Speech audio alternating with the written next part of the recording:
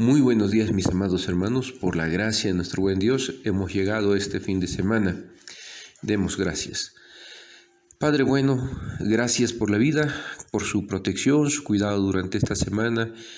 Su providencia ha sido en nuestra mesa. Ha cuidado nuestro salir y nuestro retorno, nuestro levantarnos y nuestro descanso. Estamos llenos de alegría, Señor, y de gozo, porque sí, aún en medio de las circunstancias que nos tocan vivir, jamás ni su fidelidad ni su protección ha estado, Señor, apartado de su pueblo. Porque usted cumple su palabra y sus promesas son dignas de ser creídas. Hoy estamos llegando y cerrando este fin de semana. Damos gracias por ello y ruego, Señor, su misericordia siga derramándose con toda su iglesia y con aquellos que invocan su nombre, con los que en su corazón sienten esta necesidad de buscarle. Manifiéstese misericordioso y poderoso sobre aquellos que invocan su nombre, sobre aquellos que buscan su rostro, Señor. Siga guardando a su iglesia, cuidando de nuestros hermanos. Hemos rogado mucho, Señor, por los enfermos, por aquellos que pasan necesidades, por los que están en alguna crisis, por los que trabajan todos los días en el sector salud, por nuestros hermanos que son sus manos y sus pies en los lugares, en los hospitales, donde ahora nosotros como pastores no podemos estar. Rogamos, Señor, que usted los use a ellos. Sabemos del dolor, de la tristeza. Hemos escuchado los testimonios de lo que se vive allí cuando están solos, sin familiares, sin que nadie se pueda acercar, sin un ministro que aliente sus corazones en los momentos difíciles o tal vez en los últimos instantes de la vida. Pero confiamos que usted siempre ha estado allí con ellos, con su pueblo, con los que le invocan, y que usted usa a nuestros hermanos que están en los hospitales para bendecir. Rogamos, Señor, por eso su gracia sea siempre sobre ellos, sobre sus familias, sobre su pueblo que está en el hogar, sobre nuestros niños que estudian en casa, sobre todos los que están siempre anhelando en su corazón depender de usted, agradarle y servirle, Padre. Esta gracia, juntamente con el hecho de que siempre anhelamos ser instruidos con su palabra, hoy lo rogamos una vez más. En el nombre de nuestro Señor y Salvador Jesucristo. Amén.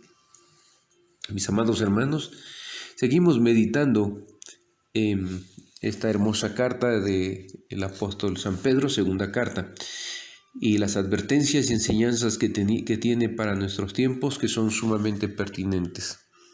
Quiero leer el capítulo 2, versículos 1 al 3, para abrir la meditación. El día de ayer hicimos una introducción general a forma de bosquejo de este capítulo 2 y capítulo 3, los temas centrales que se van a desarrollar.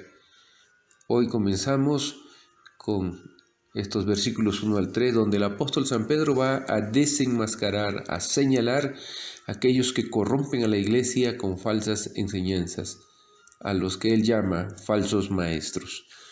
Dice la palabra de Dios: pero hubo también falsos profetas entre el pueblo, como habrá entre vosotros falsos maestros, que introducirán encubiertamente herejías destructoras y aún negarán al Señor que los rescató, atrayendo sobre sí mismos destrucción repentina.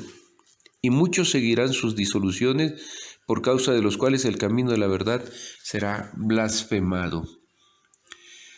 Aquellos predicadores de la verdad que fueron enviados por Dios no iban solos. Iban también acompañados de falsos profetas, de falsos mesías y falsos maestros. La iglesia debe contar con esta ley. Está en la historia de la revelación. Los falsos maestros atentan contra el Señor, como lo dice el versículo 1. Pero también estos falsos maestros, dice, habrá entre vosotros falsos maestros como que introducirán encubiertamente herejías destructoras y aún negarán al Señor que los rescató. Esto es lo primero que señala Pedro. Estos falsos maestros atentan contra el propio Señor que los rescató, pero también contra el mismo pueblo de Dios, y eso se desarrolla en los versículos 2 y 3. Pero también Pedro nos dice que la perdición ya pende sobre estos hombres que corrompen al pueblo de Dios. Comencemos con la primera el primer señalamiento que hace el apóstol San Pedro. En el versículo 1 dice: hubo también falsos profetas en el pueblo, como también entre vosotros habrá falsos maestros que introducirán herejías demoledoras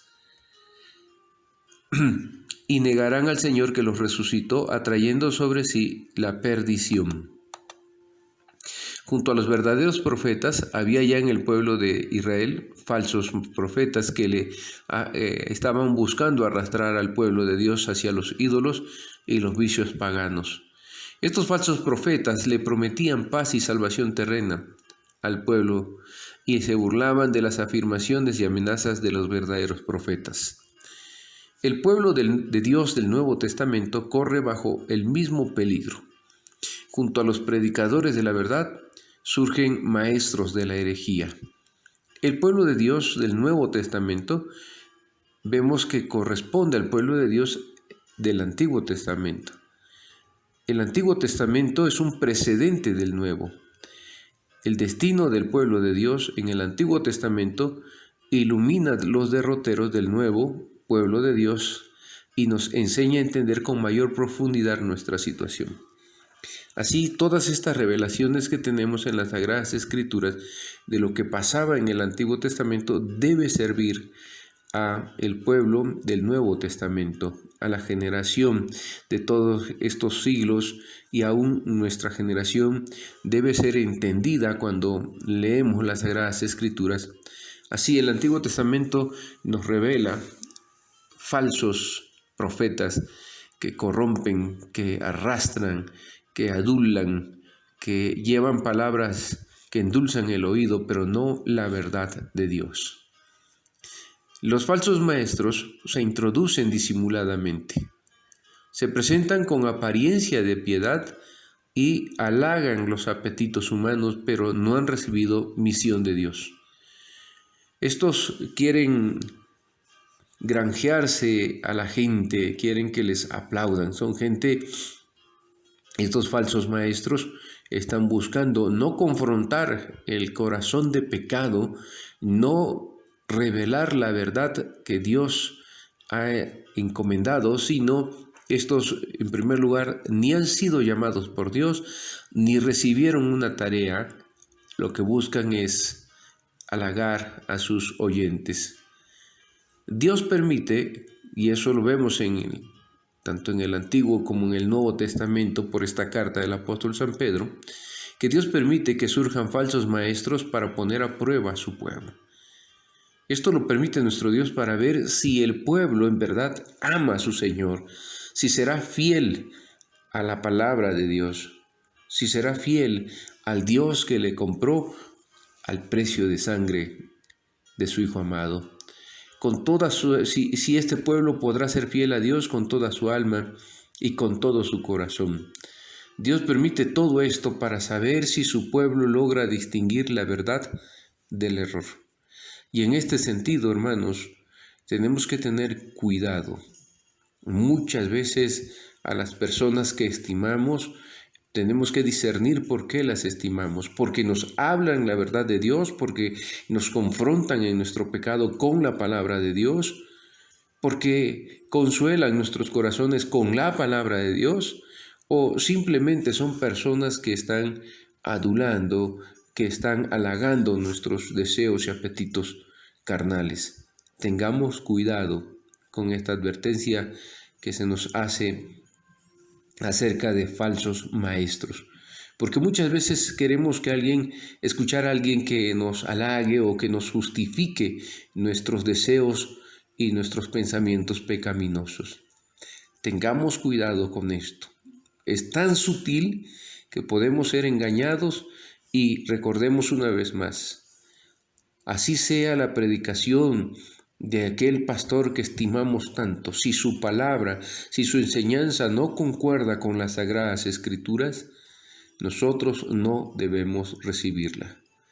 Por eso Cada que usted escucha una reflexión, una meditación, debe tener la escritura en su mano. Su corazón debe estar dispuesto y usted debe estar orando en espíritu para poder entender esa palabra que se predica o esa palabra que uno medita y estudia. Cada creyente debe de demostrar, cuando surjan los falsos maestros, cuánto ama a su Señor, si lo hace con todo su corazón y si tiene ejercitado el discernimiento para saber qué es la verdad y dónde está el error. El apóstol San Pedro advierte que la doctrina que propalan los falsos maestros conduce a la división. Destruye la unidad de la Iglesia. El que falsea la doctrina recibida de la Iglesia, de los apóstoles, que son los evangelios, y propala falsas doctrinas, conduce a la perdición.